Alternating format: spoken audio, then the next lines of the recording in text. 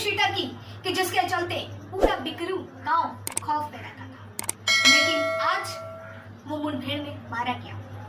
ये सबसे बड़ी सफलता रही है और उन 8 पुलिस वालों पे जिसको इसने बेरहमी से मार डाला था, उनके लिए, उनके परिवारों के लिए एक अच्छी खबर है। हम उन पुलिस वालों को तो नहीं वापस ला सकते, लेकिन हाँ, जो बदले की आग विकास दुबे ने खड़ी करी थी वो कहीं ना कहीं आज खत्म है। आज हम आपको बताएंगे विकास दुबे का वो इतिहास कि जिसके चलते वो इतना बैकऑफ अपराधों को दिन पे दिन करता चला जा रहा था और उसको किसी बात का भी खौफ नहीं था, ना ही उसे कानून का खौफ, ना ही उसे प्रशासन का खौफ। वो क्या वजह थी कि वो बेखौफ इतने अपराध करता जा रहा था और इतने अपराध करने के बाद भी उस पर केस तो बनते थे, लेकिन उसके बावजूद वो बाहर घूमा करता था। आज हम बात कर रहे हैं उस विकास दुबे की और उसके विषय में हम आपको बताना चाहेंगे। सबसे पहले हम आपको उस विकास दुबे के अपराधों के बारे में बताएंगे कि उसके अपराध की कड़ियों की बात की जाए तो अपराध उसके इतने थे कि जितनी उसकी उम्र भी नहीं थी उतने तो उसके ऊपर मामले चलते थे, लेकिन उसके बावजूद भी वो इस चीज को नहीं रुका और ना ही उसने रुकने की प्रयास किया कि हम जो कार्य कर रहे हैं वो गलत कर रहे हैं। उससे पहले हम आपको अपनी रिपोर्ट दिखाना चाहेंगे। देखिए हमारी वो रिपोर्ट कि अपराधों की दुनिया में किस तरह से विकास दुबे ने अपनी एक पहचान बनाई। पिछले 30 सालों के विकास दुबे ने अपराध की दुनिया में बड़ी पहचान बना ली। 1990 के दशक की शुरुआत से 2020 तक उस पर क्रिमिनल के 60 केस चल रहे थे। भारतीय दंड 40 आपराधिक दफों के मुकदमे हैं। इनमें हत्या और हत्या के प्रयास के 20 मुकदमे, गुंडा एक्ट और गैंगस्टर के मामले में 15 मुकदमे, दंगों के 19 मुकदमे और एनडीपीसी एक्ट के 2 मुकदमे शामिल हैं। ऐसे निरंतर अपराधों की दुनिया में अपराधों का अंजाम देकर अपनी खौफ की पहचान बनाई। तो हम समझ सकते हैं कि किस तरीके से विकास दुबे ने अपनी अपराधों की दुनिया में जो पहचान बनाई। हैरानी होती है इस रिपोर्ट को देख करके कि इतने केस होने के बाद भी, इतने मामले होने के बाद भी विकास दुबे बाहर शान से जी रहा था। क्या इसके पीछे किसी का संरक्षण तो नहीं? ये अहम सवाल यहाँ पर उठता है और विचार करने पे हम सभी को मजबूर कर देता है कि इतने केस के बाद, इतने कानून के बाद, इतने जब उसके ऊपर जुर्म लगे, इतने लोगों इतने अपराध कर डाले, उसके बावजूद विकास दुबे बेखौफ बाहर घूम रहा था। और क्यों भी ना घूमता, क्योंकि उसके ऊपर राजनीतिक और पुलिस वालों का संरक्षण मिलता था। जी हाँ, राजनेता से लेकर के पुलिस वालों का उसको किस तरह से संरक्षण मिलता रहा, जिसके चलते वो अपराध की दुनिया में इतना घुसता चला गया कि उसको इस बात का भी अफसोस नहीं रहा कि वो किसी की जान ले रहा है। अब जो कार्य कर रहा है वो कितना गलत है, कितना निंदनीय है। वो बेखौफ अपराध की दुनिया में अपना दबदबा और बिकरू गांव में अपना खौफ फैलाता चला जा रहा था। देखिए मेरे साथ एक रिपोर्ट कि राजनेताओं और पुलिस वालों के संरक्षण मिलने की वजह से विकास दुबे को अपराध करने का और किस तरह से वो इस अपराध की दुनिया में आगे बढ़ता गया बेखौफ। देखिए मेरी एक रिपोर्ट कैसे वो इस दुनिया में घुसा और बेखौफ सारे कार्य गंदे करता रहा।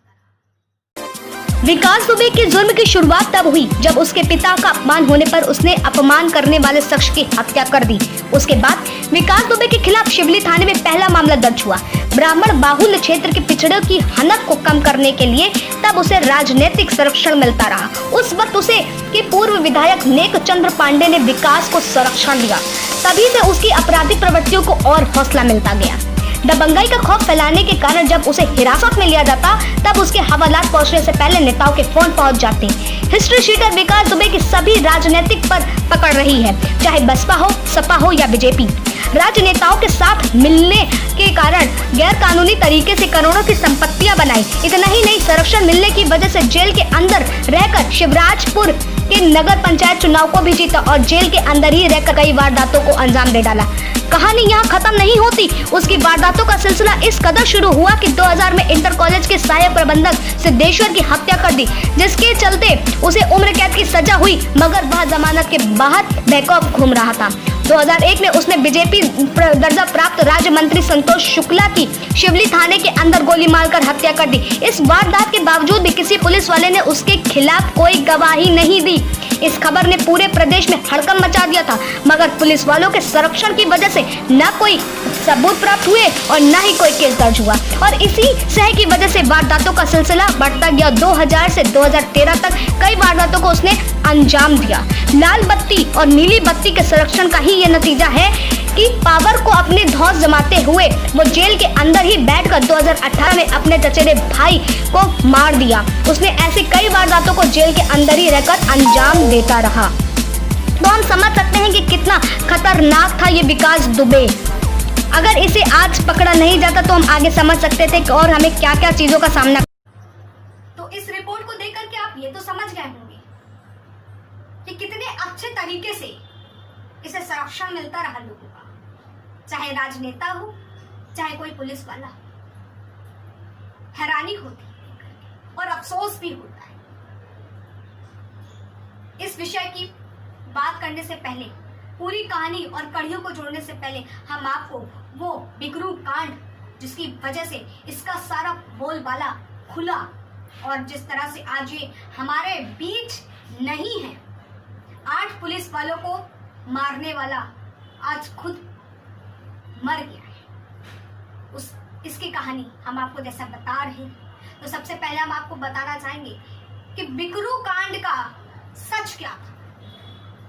देखिए मेरे साथ बिकरू कांड का सच। इस पर दबिश डालने के लिए बिकरू गांव जो चौबेपुर थाना क्षेत्र के अंतर्गत आता है, जब एक बड़ी पुलिस की टीम मौके पर पहुंचती तो पुलिस को रोकने के लिए वहां पहले से ही रास्ते पर जेसीबी लगा रखी गई थी।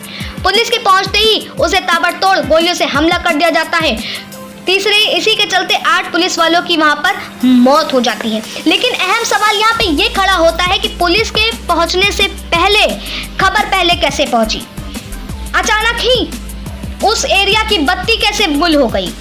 कई अहम सवाल खड़े होते हैं। लेकिन जिस तरीके से जब प्रशासन और मीडिया सतर्क हुआ और इसके पहलू खुलते गए तो सामने आया कि चौबेपुर की कई पुलिस भी इसमें शामिल थी, जिसको सस्पेंड तो किया गया और उसके साथ साथ जो उसके राइट हैंड, उसके जो साथी थे इन सब मामलों में जुड़े हुए, उनको भी एनकाउंटर में। जो आप देख रहे हैं ये तस्वीरें कल की हैं जब विकास दुबे को उज्जैन के महाकालेश्वर मंदिर से गिरफ्तार किया गया। तो वहीं आज दूसरी तस्वीरें जो हमारे सामने आई सुबह, जब विकास दुबे भागने का प्रयास कर रहा था तो मुठभेड़ में वो मारा गया। ये सबसे बड़ी सफलता रही। इस रिपोर्ट के मुताबिक हमें ये तो पता चल गया कि किस तरीके से इस पूरे मामले में किसी ना किसी का संरक्षण मिलता रहा। जी हाँ, जरा आप ही सोचिए, जब पुलिस कर्मियों की टीम विकास दुबे को हिरासत में लेने जा रही थी तो तभी रास्ते पे जेसीबी लगा करके उसको रोका जाता है, उस एरिया की बत्तियां बंद कर दी जाती है। ये सब उसका साथ देने का नतीजा नहीं तो क्या है? और जब मामले की पड़ताल हुई तब पता चला कि इसमें चौबेपुर थाना पूर्ण रूप से मिला हुआ था। उस तक पूरी खबर चौबेपुर थाने से पहुंचाई जा रही थी कि उसको पुलिसकर्मी की टीम गिरफ्तार करने आ रही है। ये संरक्षण नहीं मिल रहा था तो आखिर क्या है कि कुछ लोगों की वजह से आज कानून को बुरा कहा जा रहा है, कानून बदनाम हो रहा है। चाहे पुलिसकर्मी हो गए चाहे राजनेता हो गए, जिसके चलते आज इसको इस तरह से सत्ता में का साथ मिला तो वहीं राजनेताओं का संरक्षण मिला, तो वहीं इसको पुलिसकर्मियों का संरक्षण मिला। और यही वो वजह रही कि ऐसे अगन्य अपराध करता रहा और बेखौफ करता रहा। और हद तो तब हो गई जब 8 पुलिसकर्मी जो दोषी नहीं थे, निर्दोष थे, वो मारे थे। और जब वहां से वो फरार हुआ तब 2 दिन तक वो शिवली में रुका रहा। ये सबसे सबसे बड़ी बात है। और किसी ने भी इसको पकड़ने का अब क्या उस समय की रणनीति रही होगी कि 2 दिन तक कानपुर में रहने के बावजूद भी विकास दुबे किसी के हाथ पे नहीं चढ़ा।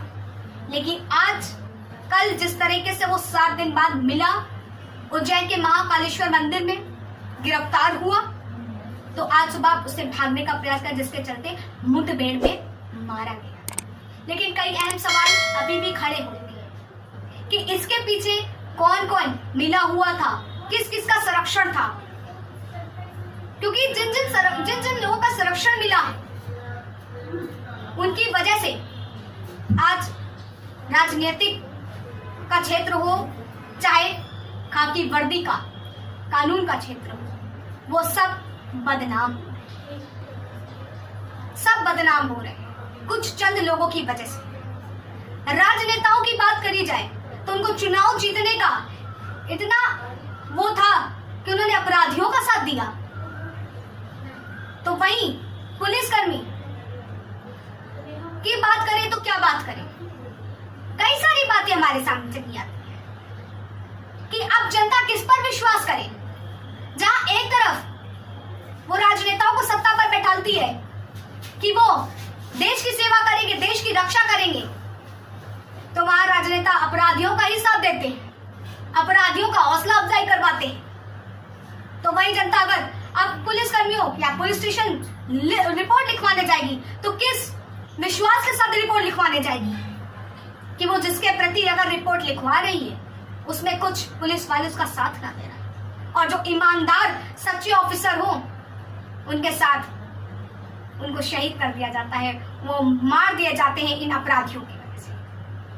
कई अहम सवाल उठते हैं। विकास दुबे जिस तरह से आज मारा गया और 2 दिन पहले उसके साथी जिस तरह से मारे गए, जो इस वारदात को अंजाम दे रहे थे, तो वहीं चौबेपुर के जितने पुलिसकर्मी इसमें मिले हुए थे उन सबको सस्पेंड किया गया।